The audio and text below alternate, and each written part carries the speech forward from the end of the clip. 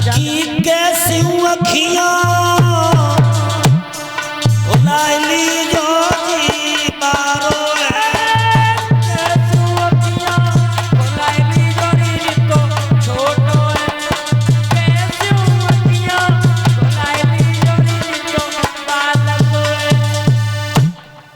इंद्र की अप्सराएं बालक को देख के बोली बहना छोटा सा बच्चा है जाकी तपस्या तो खंडित हो जाएगी।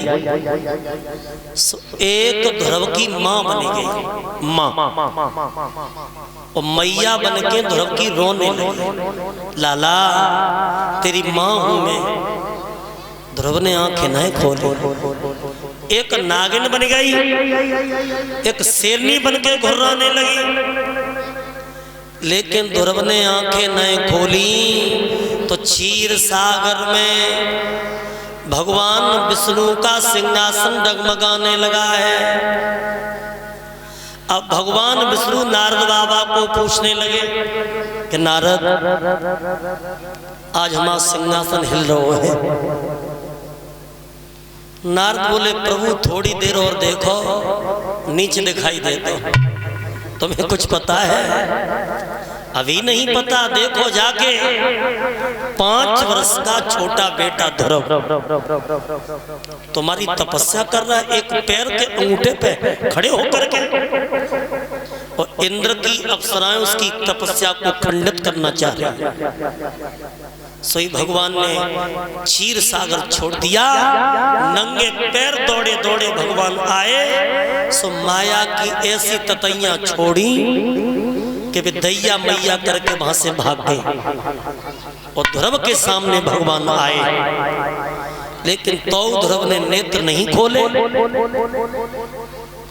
तब भगवान ने पैर का अंगूठा और ध्रुव के अंगूठे से लगाया शरीर में चमत्कार हुआ नेत्र खुल गए तो चतुर्भुजी भगवान नारायण सामने खड़े हैं। ध्रुव पैरों में गिर गए और ध्रुव जब पैरों में गिर गए तो कहा प्रभु तुम्हारे दर्शन पाकर के धन्य हो गया।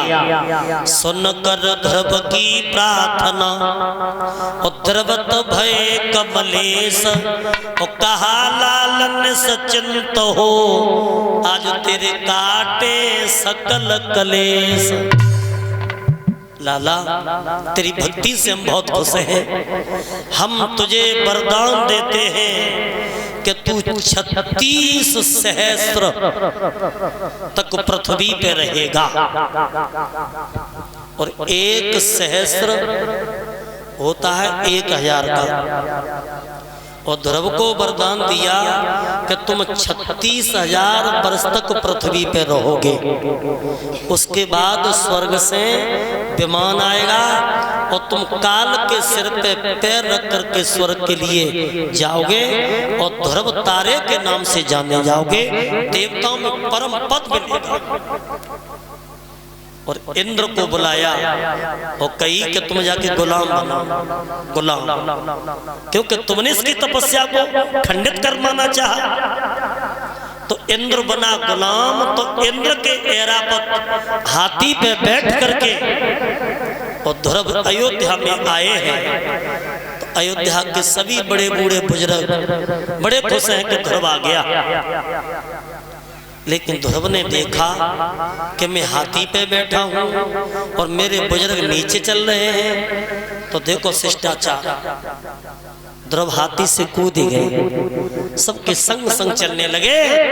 तो ध्रुव सबसे पहले कहां गए अपनी मौसी के यहाँ और मौसी से जाके बोले अरे मात दरवाजो खोलो आई गयो तेरो सोते बोलो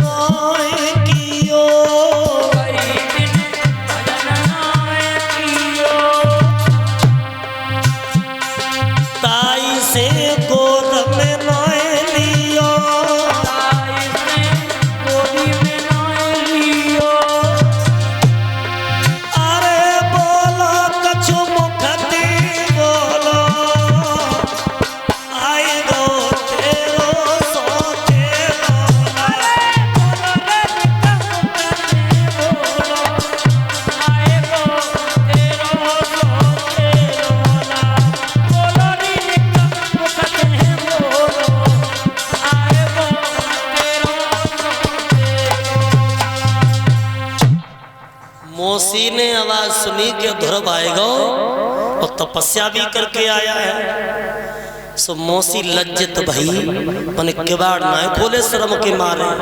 अब ध्रुव कह रहा है कि मौसी याद तो करो, तुमने यही तो कहा था